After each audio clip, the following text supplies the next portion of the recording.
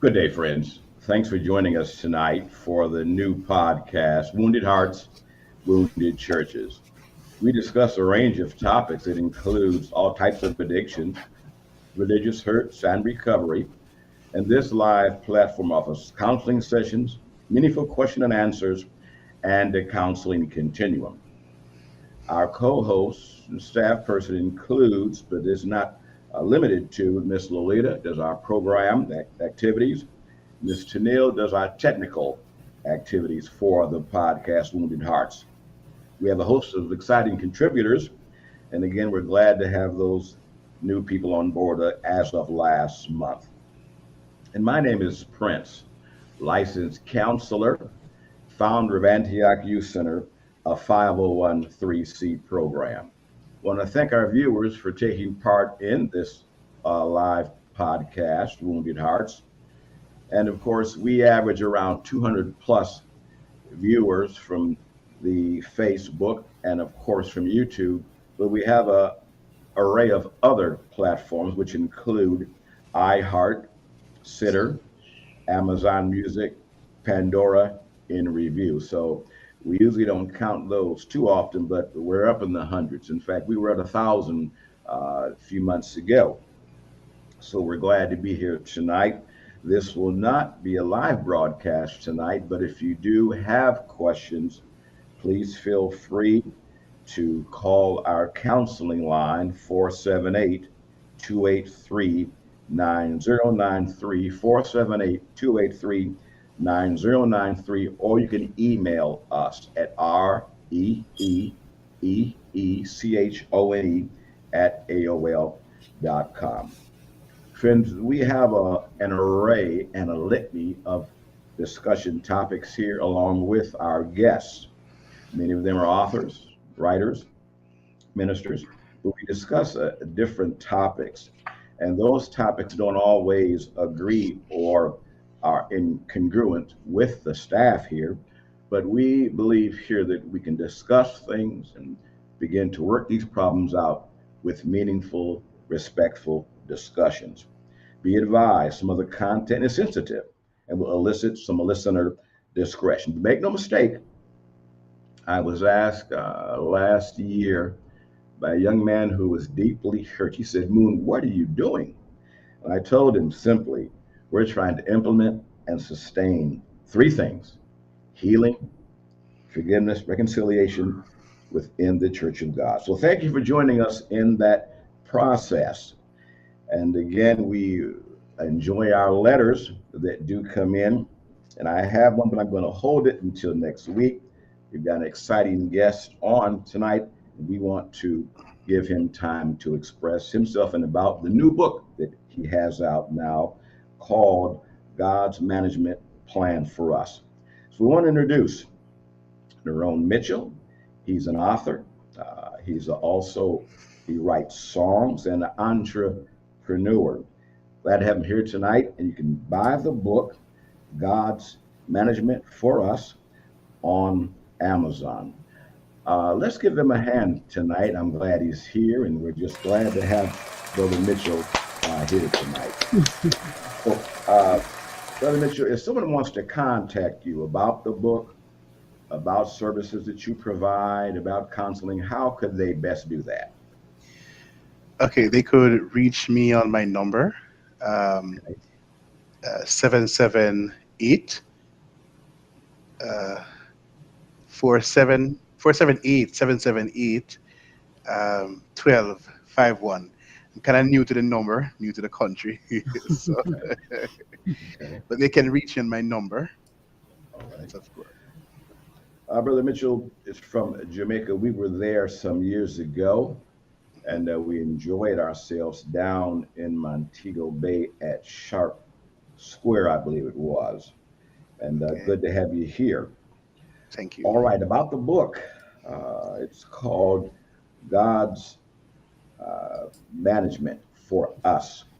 I've been through the book, and it's a good read. I learned something in the book, and I want to hit the high points again from last week and move on to some new questions. So again, I want to get back to he's mentioning 3 areas of the book. And those 4 areas, what were they again, please? Tithing, offering, communion, and faith. All right. So, what caught my eye was in the book that he discusses, he talks about tithing time. And so, if you do the math correctly, there are 24 hours in a day. And so 10% of that would be, Brother Mitchell, what would that be, please, per day? The tithe of time per day, what would that be? 2 hours, 40 minutes. All right. And you told us last week we had a call come in about being too busy, but you said we can break up that time. Is that correct? Yes, we can. Okay, and we can break up the time, and so and we can expect a dividend from that, spending that time in prayer and reading. Am I correct? Definitely, yes. Okay. All right. On page 23 of the book, that was my favorite chapter, I think. It talks about faith, and it talks about having a complete trust in God. Very challenging. Notice in the book it says a complete trust in God. I said, Brother Mitchell, how many people do you know? No. I said, I'm quoting, what was the percentage of people that you know that have that complete trust in God? Your answer was? About 5 to 10. All right. 5 to 10%. And again, I'm recapping from last week. And you were saying that the reason, some of it might have been the teaching Right. that we received. You mentioned your mom, although she was a backslider, she still instituted the hymns, the Bible time, prayer time, and of course Right. that was a dividend even today. So Yes. we're happy about that.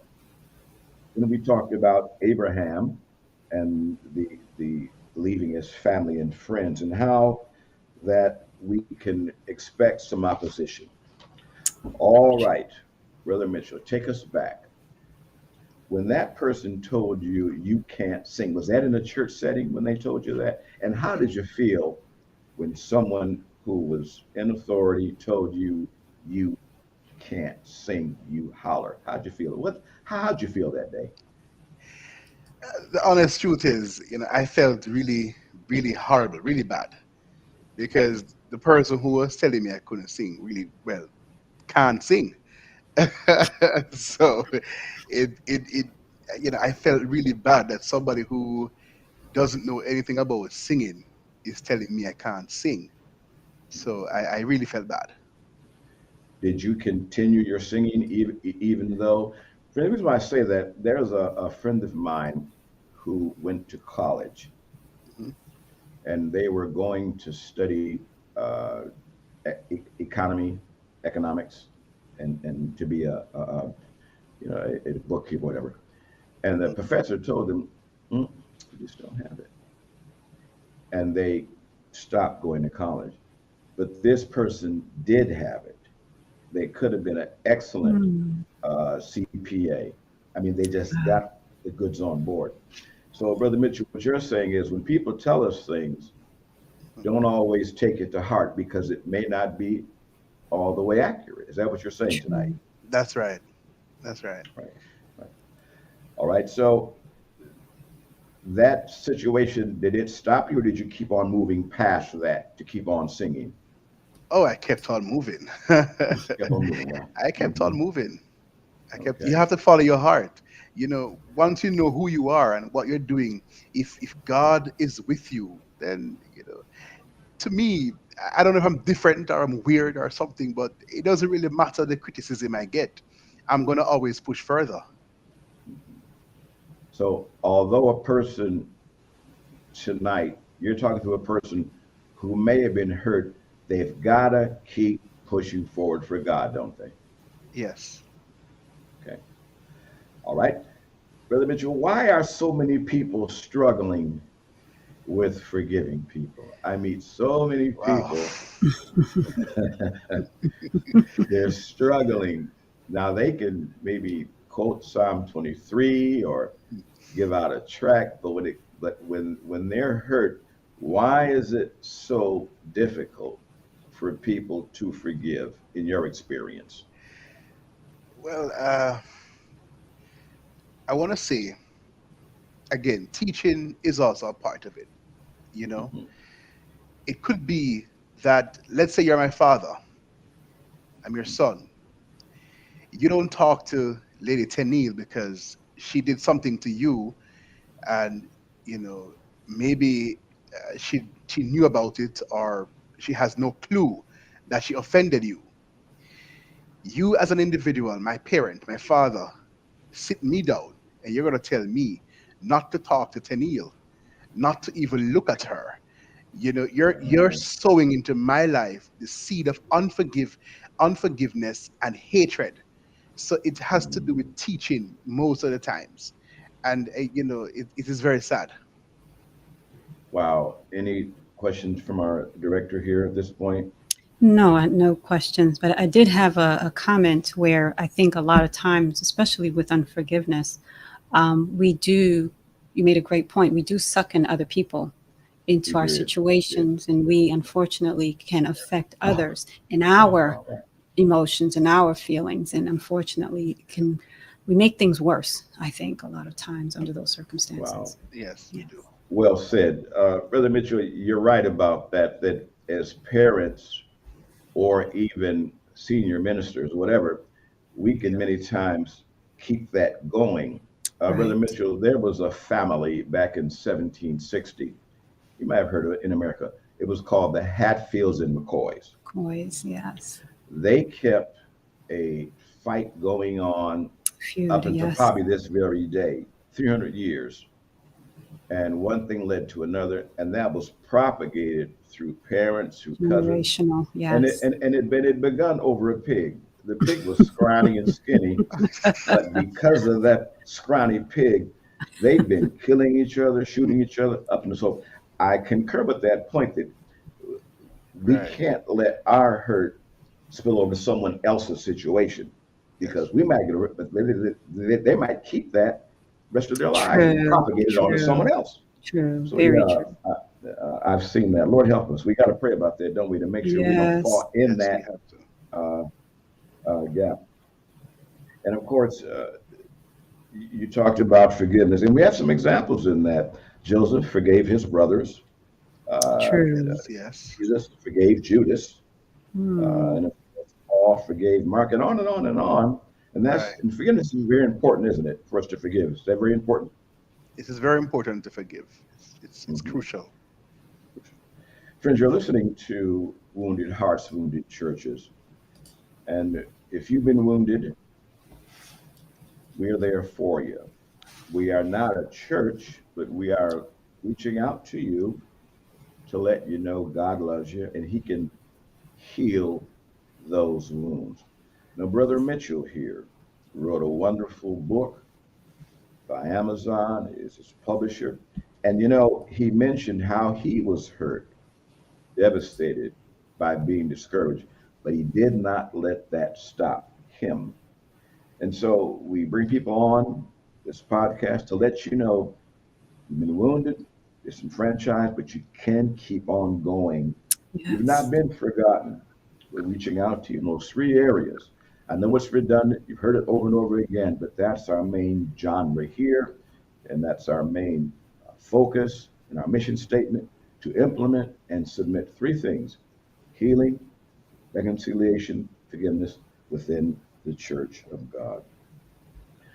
Brother Mitchell, in the book, you talk a lot about Abraham, and I'm sure that he had opposition from his family leaving, and he didn't know where he was going. Oh What any yes. thoughts on that? And of course, the son he had sacrificed. Any thoughts on all of that? Well, any father would show great concern, or parents would show great concern. You can imagine, Lady Tenille, your son comes home and said, "Mommy, I hear a voice in my head." Yeah. Hmm. And the voice is saying I must get up and leave house, and Yeah. go where I will show you. God did not tell Abraham that I'm going to send you to east. I'm going to send you to West. I'm going to send you to, let's say, Walmart. God says, go to a place where I will show you. And, looking at that, you'll be wondering, is this man a madman? And so his Hmm. parents and family would have been one of his greatest opposition, because I can just imagine them calling Abraham in a family meeting and saying to him, brother, you're mad. This is not you. This God, Hmm. you cannot even touch him, because remember that their gods, they could have touched True. their gods. They could have moved their gods, wiped them down, and cleaned them up. And this God, they can't. You can't touch him. You can't see him. You only can hear him. So yes, Abraham had. I think it was a heavy opposition. And Right. to look at how Abraham maneuvered, he did not allow the oppositions to stop him. He maneuvered, and he is what well he was what he was back then, because he was obedient to the voice. It is obedience that will take us through. If we're not obedient, then we will not be obedient to the voice of God, and we will not be able to conquer oppositions when they come. Obedience is important. Good Any point. questions for our director? Not at this moment. Thank you. Brother Mitchell, unforgiveness. I want to get back to that because it's in connection with Abraham and the family. But if I choose not to forgive, what ramification, or let me clear it up for you. What are the signs that I have not forgiven someone? What Hmm. are the signs that I've not forgiven someone? Well, all right. If I hurt you and you said that you have forgiven me, but each time we meet, you keep bringing up about the same situation, Okay. that is a clear Okay. indication that you have not forgiven me, and your Okay. attitude towards me will show it. Okay. So these are two ways you can. So, with that being said, Mr. Mitchell, would you say that it's a fair statement for people to forgive and forget? Wow. Now That that is was my a question. big one. That was my question. Yes. Uh, can That is a and big Chris, if one. you want to chime in, if you want to chime in on this, you can. You can Yes. go to YouTube, Church of God in Macon, Georgia. But Brother Mitchell, if I forgive you, do I forget all that which was done? I've heard both sides. What do you think tonight? If let's say I bash your car in, and you just bought a brand new Bentley, and Sunday morning I bashed it in, I, and it's about 10 grand worth of damage, and I don't work. And so, Whoa. all right, and your car's Oh. brand new, and I said, look, man, I'm sorry, forgive me. Okay, now should you forget all of that, or should you forget some of it? How should you handle that? wow. I don't think that we will forget. I Okay. don't think that we will forget. I think what is important is we do not bring up back the situation, but we use it to help others along life's journey. Okay. So I'm not going to bash you because of what you did, because I have forgiven you. So because I have forgiven you, it doesn't mean I'm going to forget it. I have forgiven a lot of persons in my life, but I still remember what they did to me. And I use that as I go along this journey to help others, so they can know, listen to me, you're not alone. I have been there, done that, and I'm still here. Amen. Good And point. so I won't bring it up, nor will I spread it around to other people No. what that person's done. Okay. No. Very good. Very good. And of course, the signs of forgiveness would be the exact opposite. For example, after I bash your Bentley and it's leaking in the trunk, and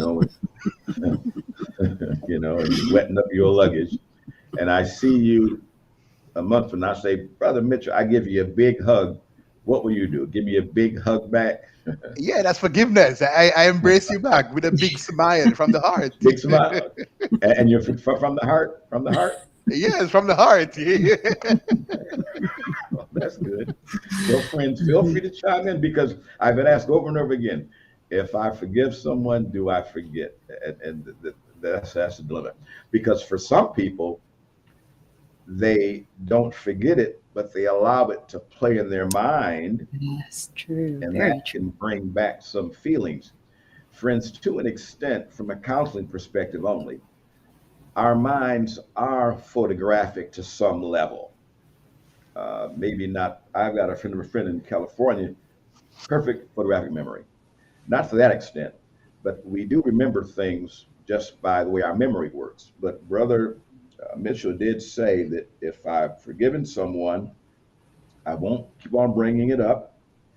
I won't use it to hurt them, and I'll use the way I'm feeling to help others out. And those are all good signs of forgiveness. Good signs of forgiveness. Brother Mitchell, if someone wants the book, how can they acquire it?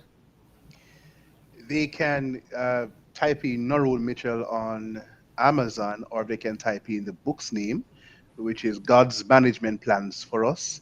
And of course, you will see it. It's green. If I may show it. Please, if you would. Yes, it Yes. is green. All right. So you can, and on the back of it, you will see. Oh, sorry. All right. So they can get it on Amazon. It's $10 US, and I do trust that they will have a wonderful read. And also, friends, the book is also a workbook too. You can make notes throughout the book. Again, I reiterate about the tithing time. Interesting. I have not heard the concept before. I have a degree in, I'm in a Bible college, but I've not heard that before tithing time, which is a blessing. So, friends, again, Brother Mitchell was talking about these things of forgiveness. And again, we can know that we're forgiving someone according to what he said via not bringing it up over and over again, not rehearsing it, not reliving it, uh, not using it to hurt someone. In fact, you use it to help people. And I think all of that can produce healing, and that's what we're after. I mean, we're going to be hurt, but the Bible True. talks about that. Those things come, offenses will come, but according to the book what we're reading, we can get healed. Brother Mitchell, any last minute words? You're talking to someone tonight who's not attending church services. They've been hurt. Reasons can vary.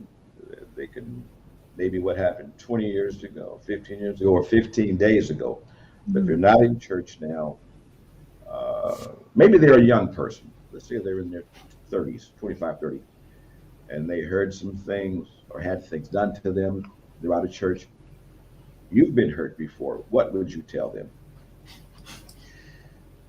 I would say to anyone who is listening or watching this podcast, you know,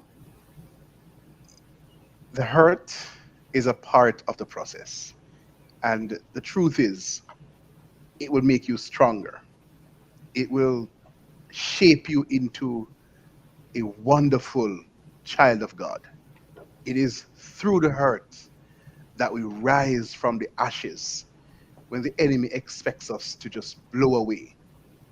They did not see the diamond nor the gold beneath the ashes. So don't allow the hurt. Yes, God knows it tough, it rough, and it is very, very hurting to Yes. hear some things that people will say about you, but prove them wrong and show them the God that you are serving. Rise and be who God has called you to be. Do not allow people to allow you to miss your blessing, your open door. Wow. Thanks for that. And Beautiful again, said. the book, can you hold the book up one more time, please? See the book again. God's imagined purpose for us. So we thank our guest tonight, friends. The last things he said was quite poignant. And he was saying, although you've been hurt, you've got to keep on moving for God. And it's Yes, so yes. important to not let the hurt be the main focus, but let God be the main focus. And I'm Amen. sure healing will take place. We're talking about someone tonight who's been hurt. And again, we're reaching out to you to let you know you can get past this Yes. and you can heal. and you can still be a blessing. Doing this podcast is by Church of God for Church of God. Some have been wounded down through the years. Reaching out to you today to let you know there is help when you're hurting. Difficult times, they're here, but God can heal that hurt. And that's our focus on this podcast, in discussion, meaningful dialogue, Q&A, to begin to continue that process of healing that's so badly needed. Brother Mitchell, thank you so much. The book is available through Amazon, or if you want the book or to contact him, you can contact through our information too. Our email is reeeechone@AOL.com. You can call us offline counseling number at 478-283-9093. Brother Mitchell, thank you tonight. Technical director, thank you so much. May the Lord bless you. Amen. Thank you for having me. Amen.